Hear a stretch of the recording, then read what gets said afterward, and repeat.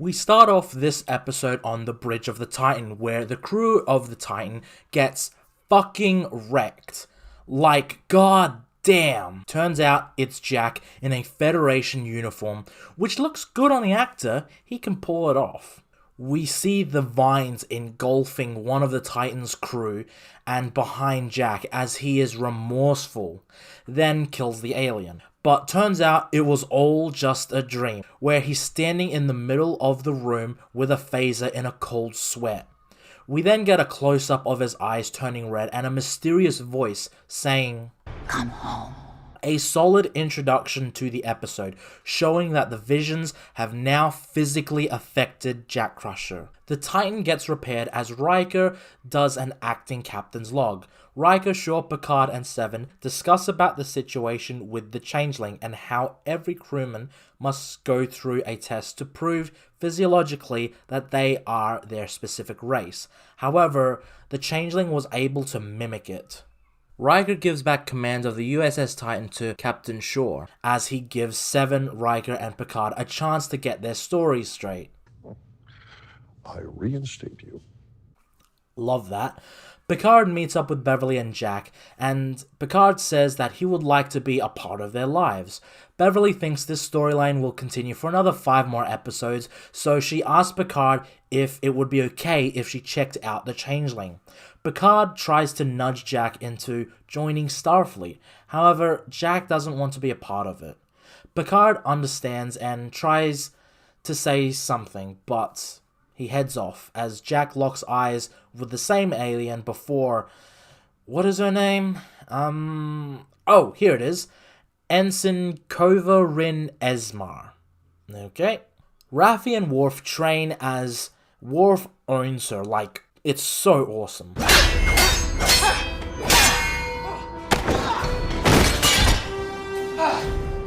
Worf and Raffi requested to investigate the Daystrom station. However, Starfleet intelligence won't budge, so they meet with another Metallus crime lord who worked with Sneed. They go to the location about where Sneed was killed, and Worf waits for the crime lord, Kryn, while Raffi is being impatient as always. The USS Intrepid meets up with the Titan as security officers travel to the Titan via shuttle. This situation is odd as Picard asks Seven for a favor, realizing this is all too odd.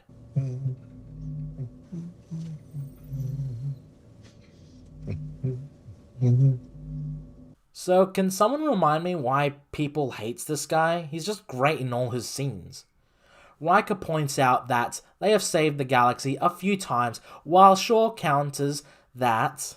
Or they might remember that time that someone hot dropped the saucer section of the Enterprise D on a planet. Or that time that someone threw the Prime Directive out the window so they could snog a villager on Baku. Or the time that you boys nearly wiped out all of humanity by creating a time paradox in the Devron system. Basically, when it comes to rescues from danger, you two have a real chicken and egg thing happening. I love these references to the past. I know people will say it's just member berries, but it would make sense that this by-the-book captain would point out that these legends almost have a bad case of breaking the rules as they like. We then get a huge surprise as we get Ro Laren. Holy crap! Like, fucking hell. Terry, how did you get Michelle Forbes to agree to this? Like, how? Okay, context. So back in The Next Generation, she was a recurring character on The Next Generation, and last seen in the Season 7 episode Preemptive Strike, where she defected to a terrorist, or freedom fighter, group known as the Maquis, fighting against the Cardassians. The actress was offered to return to the character in Deep Space Nine, but ultimately turned it down. There were rumors that she was in Nemesis as a guest there, but nothing official came of it. From what I gather, she didn't want to be tied down to Trek and, well, TV shows, so she moved on to films. So to see her back as the Bajoran defector was so awesome. I thought she was a great character, and she is a standout in this episode. Seven gets a hold of Jack and brings him to the location where security officers wouldn't be able to find him, at least. Commander Rose states that Riker and Picard are to be questioned by her, and that they are being charged with treason, which is hugely ironic considering where the character left off. Even Picard at one point points this out. Seven gives him a Starfleet uniform to blend in, at least, as we cut to the medical bay where Sydney LaForge is being asked to identify the changeling is indeed not her.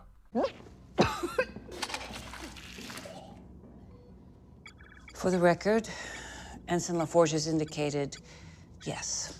Beverly does a check on the changeling, however, it is revealed that it could pass traditional methods of testing. Picard and Riker discuss the situation with Ro, and how Picard still harbors a lot of resentment towards her, while Riker is much more calm and cool-headed. Ro proves to Picard that she's not a changeling, while they both question each other. Picard asks her about how she was able to join Starfleet after being essentially a terrorist, while Roy interrogates him about commandeering the Titan. Picard points out that Roy isn't wearing her Bajoran earring, and digs into her betraying another belief of hers, but she is unfazed, and asks about his son. Jack is having another freak out where he keeps hearing voices. He moves to the transporter bay where he has another dream-like sequence. This shows his fragile state and that he is slowly becoming more and more unhinged. Back on 2019 Prime Angeles, Worf and Raffi encounter the crime lord who sees through their little ruse. We even get a cute reference of the mobile emitter which was in Voyager, and they are captured. We find out that the changelings have evolved to a point where they're able to reproduce organs of other species, making the changeling even harder to detect. Beverly sends a medical message to Picard where she informs him of the information. Picard suspects Ro of being a changeling, so questions her, why she's so interested in his son and not Vadic. He also asks her how she got back into Starfleet. Ro reveals that she turned herself in and was sent to prison. Through that, she was recruited to become a member of Starfleet Intelligence. She then worked her way up back to the commander of the USS Intrepid. Why did you betray your honor? My honor? Or do you mean Starfleet's? Huh. That is fair enough. She did join them due to moral reasons. Blind faith in any institution does not make one honorable. That is a great line, and is very much a warning to those pushing an agenda of a government or anything really, without knowing what truly they stand for now. Ro asks Picard if she could see the remains of the changeling. The two other security officers are looking for Jack Crusher, as Ro then pulls a phaser on Picard. Picard and Ro step into the holodeck where they have a face-off, and this is probably the best scene in the episode. It is the mentor and the mentee going at it. Picard is hurt that she betrayed everything he holds dear, which was Starfleet. He lived by it, while she is hurt by his judgment. She thought that what she did was right, but Picard judged her for joining the Maquis. I believed in you. Only when it was easy for you. If I meant so much, you would have understood. Wow. Just wow. The conversation between Picard and Ro is fantastic. I think what's great about this season in particular is that the conversations feel authentic to the characters. Ro and Riker went off on good terms, where Riker understood why she did what she did, whereas Picard didn't have much of a resolution with her, and he viewed her as his protege. You broke my heart. and she broke mine. Ah, god damn, I got the feels. Oh, Jesus. They realize that they are both not changelings due to them feeling so much pain. Ro informs Picard that Starfleet is compromised. Okay, so this whole conversation is fantastic. Like, it's emotional, poignant, and just overall satisfying. We never got a satisfying conclusion to her character in The Next Generation, so it's great to see her return in this season. There can be no utopia without crime. Ergo, an organized criminal enterprise is logical. Worf and Raffi are forced to fight one another as the Vulcan Kryn wants essentially revenge because they killed his adopted brother Sneed.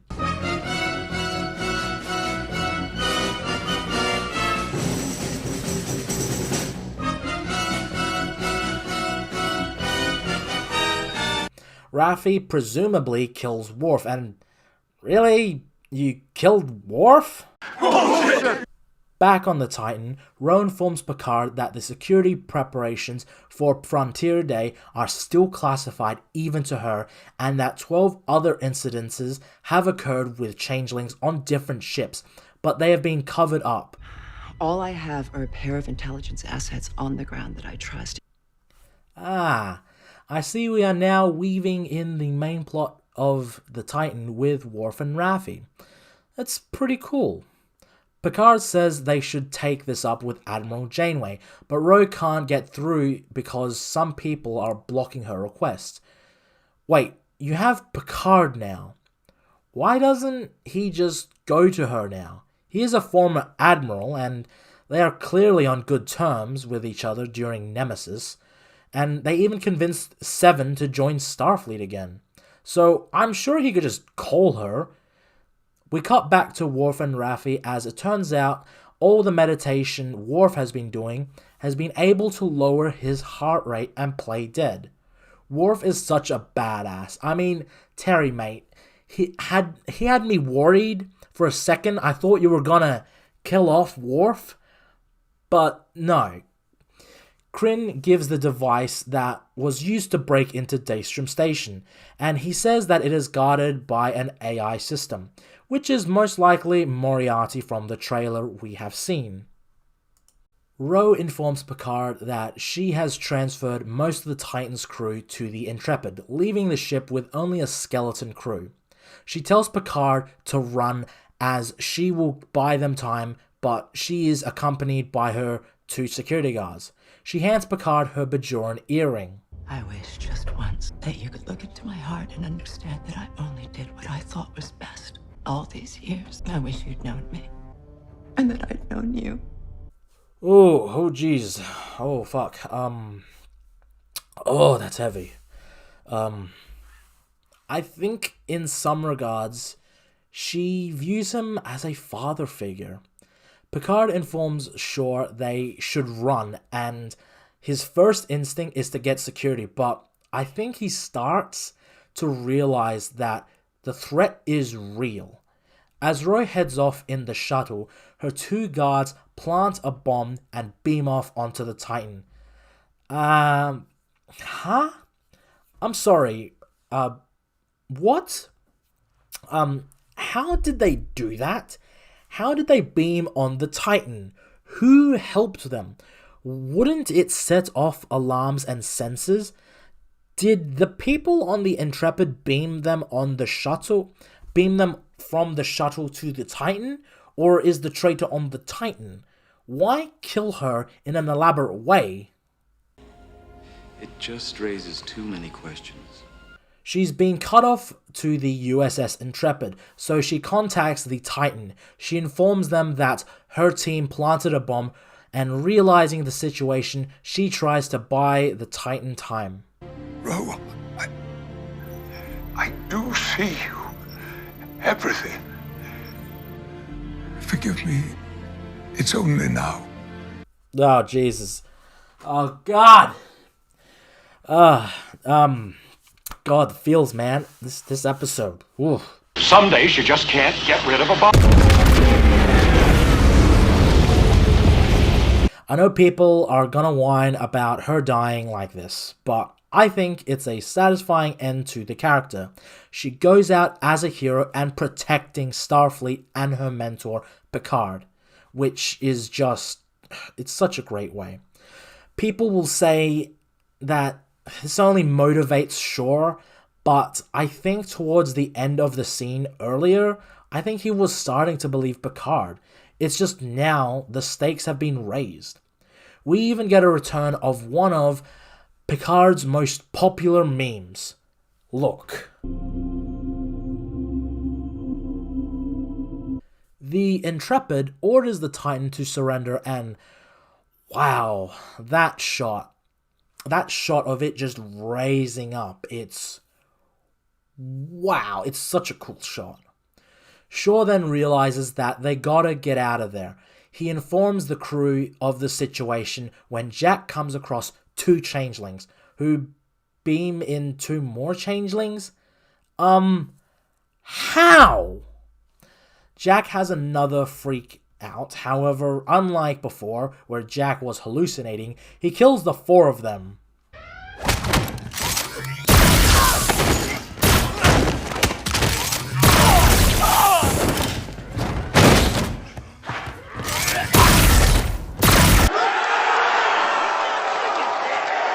We get those branches leading to the red door. Or are they tentacles? I'm going with branches for now because I'm so glad it's not a Japanese production. ここですか。違うってかゆいのはそこやない。この上のとこね。いや違うせやから3本目の上からやらないで。ここでしょ。いや違う穴も。この上のとこね。ちゃうちゃう。さあ、気持ちいい。かゆい水虫にシンピロエース。The Titan escapes the Intrepid as Riker and Picard reflect on Ro. Riker realizes the earring she gave to Picard was essentially a USB, with all the information based on her investigation. They get a call from Worf, and oh, it's good to see that the next episode will combine the 2 storylines. Back in sickbay, yes, the 4 of them were changelings. Nice shooting, kid. Is it just me, or am I the only one who thinks of great shot, kid, that was 1 in a million? Beverly talks to Jack, realizing something is disturbing him, and tells him that he had nightmares as a child. She then asks how he knew that they were changelings, to which Jack responds, he didn't. Jack tells her that something is really wrong with him. Now, I think this was a fantastic episode, so unfortunately there isn't enough to joke about or discuss. This is probably the most emotional episode thus far. If episode 1 was the setup, episode 2 was the moral conundrum, episode 3 was the submarine battle, and episode 4 was the fight against the odds, I'd say this episode is very much the heartfelt episode so far. I could be wrong, but I feel like this is the most emotional episode of the series thus far. It could change later on, but for the remainder of this season, episode 1 to 5, I'd say this is the strongest. But this episode is so good, and at its core, it's just a mentor and his failed student. I'm glad Raffi and Worf can finally leave Metalis Prime, and seeing them deceive the Crime Lord was cool to see. Riker was decent in this episode, but a lot of the characters were on the back burner after last week's climax. Even though their aren't at the forefront, they still have a lot to contribute. Jack was especially interesting in this episode. What is he really? He is able to potentially detect changelings? What were those vines? And what's behind the red door? Now, if they don't have a good payoff of this, it will just be moot. It will just be there. But so far, I'm loving the mystery angle, even though a lot of shows now use it as a crutch. So far, we have had 5 really strong episodes of Star Trek. I am convinced that this is only gonna get better, but a lot of people still have reservations. If so, please comment below what you were looking forward to and what has disappointed you. And of course, please like, subscribe, and comment below, and share this with your friends, if it's good. Take care and have a good one, and please, just show this content some love. I know a lot of people have been reserved when it comes to Star Trek, but having a different opinion is all what the internet was made for. I can't even say that with a straight face. But anyway, take care and have a good one.